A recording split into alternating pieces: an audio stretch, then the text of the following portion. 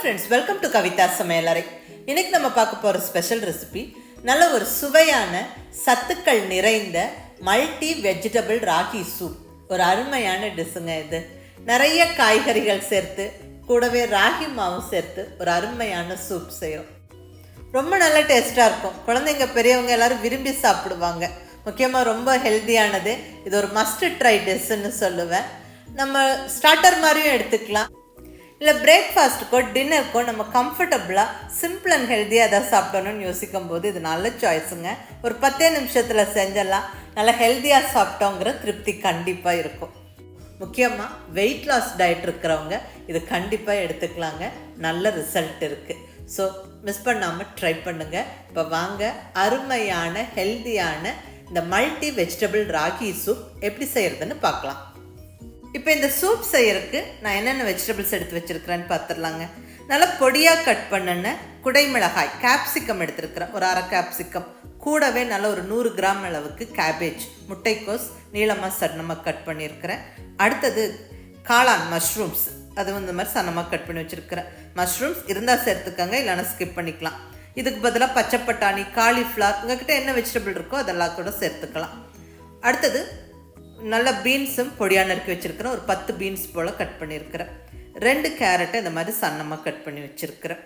கூடவே கார்லிக் நல்ல ஒரு 7-8 பல் பூண்டு பொடியாக நறுக்கி எடுத்து வச்சுருக்கிறேன். அடுத்ததாக வெங்காயத்தாள், இதுவும் நல்ல ஒரு ஃப்ளேவர் கொடுக்கும். இருந்தால் சேர்த்துக்கங்க, இல்லைன்னா ஸ்கிப் பண்ணிவிடுங்க. 2 சின்ன வெங்காயம் பொடியாக நறுக்கி வச்சுருக்கிறேன். ஸோ இதுதான் நான் எடுத்துருக்கிற வெஜிடபிள்ஸ்.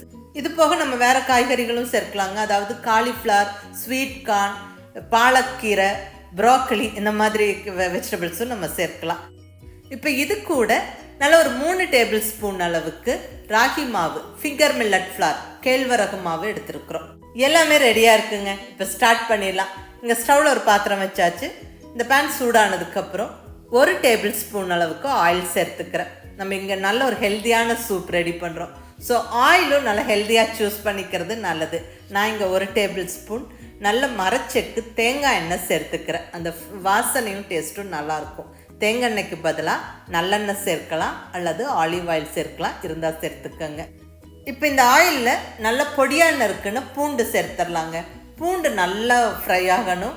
அந்த பூண்டு வாசனை இந்த சூப்புக்கு ரொம்ப நல்ல ஒரு ஃப்ளேவரை கொடுக்கும். பூண்டு நல்லா வறுபட்டுருச்சுங்க.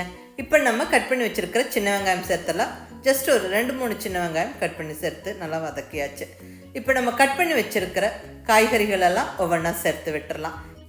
கேரட், பீன்ஸ், முட்டைக்கோஸ், கேபேஜும் சேர்த்தாச்சு. கூடவே கட் பண்ணி வச்சுருக்கிற மஷ்ரூம்ஸ், காளானும் சேர்த்து விட்டுடலாம். அடுத்தது ஃபைனலாக நல்லா அந்த கேப்சிகமும் சேர்த்தாச்சு. நல்லா எல்லாம் கலந்து விட்டுறலாம். வதக்கணும்னு அவசியம் இல்லை. ஜஸ்ட் ஒரு குயிக் மிக்சர் கொடுத்துட்டு தண்ணி சேர்த்துக்கலாம். இங்கே 1 லிட்டர் தண்ணி சேர்த்துக்கிறேன். இப்போ சூப்புக்கு தேவையான உப்பு மிளகுத்தூள் சேர்த்துக்கலாங்க. இங்கே தேவையான உப்பு சேர்த்தாச்சு. கூடவே மிளகுத்தூளும் சேர்த்துக்கிறேன். நீங்கள் உங்களுடைய டேஸ்ட்டுக்கு தகுந்த மாதிரி சால்ட் அண்ட் பெப்பர் ஆட் பண்ணிக்கோங்க. நல்லா எல்லாம் கலந்து விட்டுட்டு இப்போ ஒரு லிட்டை வச்சு க்ளோஸ் பண்ணிடலாம். ஸ்டவ் மீடியம் ஃப்ளேமில் வச்சு விட்டுருங்க. நல்லா கொதிக்கணும். நல்லா கொதித்து அந்த காய்கறிகள் எல்லாம் நல்லா வெந்து வரணும். பாருங்கள், நல்லா கொதிச்சு நல்லா வெந்துருச்சு. அடுத்தது நம்ம எடுத்து வச்சுருக்கிற ராகி மாவு, 3 டேபிள் ஸ்பூன் ராகி மாவு எடுத்து வச்சுருக்கிறோம். இதுவே நல்லா அந்த சூப்புக்கு ஒரு திக் கன்சிஸ்டன்சி கொடுக்கும். இதை நல்லா ஒரு பவுலில் சேர்த்து விட்டு தண்ணி விட்டு கட்டி இல்லாமல் கரைச்சிக்கலாங்க. ஆக்சுவலி நம்ம சூப்புக்கு அந்த திக்கான அந்த கன்சிஸ்டன்சி கிடைக்கிறதுக்கு மோஸ்ட்லி எல்லோரும் கார்ன்ஃப்ளவர் யூஸ் பண்ணுவாங்க. இங்கே ராகி மாவு சேர்க்குறோம். இது ரொம்ப ஒரு ஹெல்தி ஆப்ஷனுங்க. ராகி மாவில் நல்ல கால்சியம், அயன் இருக்குது, நிறைய மைக்ரோ நியூட்ரியன்ஸ் இருக்குது, ஃபைபர் அதிகம், ரொம்ப ரொம்ப நல்லதுங்க. நல்ல இந்த பாயில்டு வெஜிடபிள்ஸோட ராகி மாவு சேர்த்து கொஞ்சம் திக்காக்கும் போது ரொம்பவுமே நல்லாயிருக்கும். டேஸ்ட்டும் ரொம்ப ரொம்ப நல்லாயிருக்கும். அது நீங்கள் கண்டிப்பாக ட்ரை பண்ணி பாருங்கள். இந்த மாதிரி கட்டி இல்லாமல் கரைச்சிக்கணும். இங்கே நல்ல ஒரு 5-6 நிமிஷம் கொதித்து அந்த வெஜிடபிள்ஸ் எல்லாம் ஆல்மோஸ்ட் வெந்துருச்சு.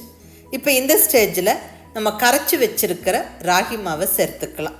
இப்படி தண்ணி விட்டு கரைச்சி தான் சேர்த்துக்கணும், அப்படியே சேர்க்கக்கூடாது. நல்லா கலந்து விட்டுருங்க. ராகி மாவு சேர்த்த உடனே நம்மளுக்கு அந்த சூப் நல்லா திக்காகிட்டே வரும். பாருங்கள், நல்லா திக்காகுது. எனக்கு இந்த அளவுக்கு திக்காக இருந்தால் போதுங்க. அதனால் நான் 3 டேபிள் ஸ்பூன் ராகி மாவு சேர்த்துருக்குறேன். ஆற ஆற இன்னும் திக்காகும். இப்போ உப்பெல்லாம் செக் பண்ணிவிட்டு தேவைப்பட்டால் உப்பு சேர்த்துக்கலாம். நான் இன்னும் கொஞ்சம் உப்பும் பெப்பர் பவுடரும் சேர்த்துக்கிறேன். நல்லா கலந்து விட்டுறலாம். இப்போ ஃபைனலாக நம்ம ரெடியாக வச்சுருக்கிற வெங்காயத்தாளை சேர்த்துடலாங்க. ஸ்டவ் ஆஃப் பண்ணி விட்டுட்டு சேர்த்து விட்டுருங்க. இது ஆப்ஷனல், இருந்தால் சேர்த்துக்கங்க, இல்லைன்னா ஸ்கிப் பண்ணிக்கலாம், அது ஒன்றும் பிரச்சனை இல்லை.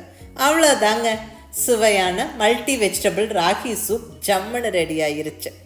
இது ஆறும்போது இன்னுமே கொஞ்சம் திக்காகும்.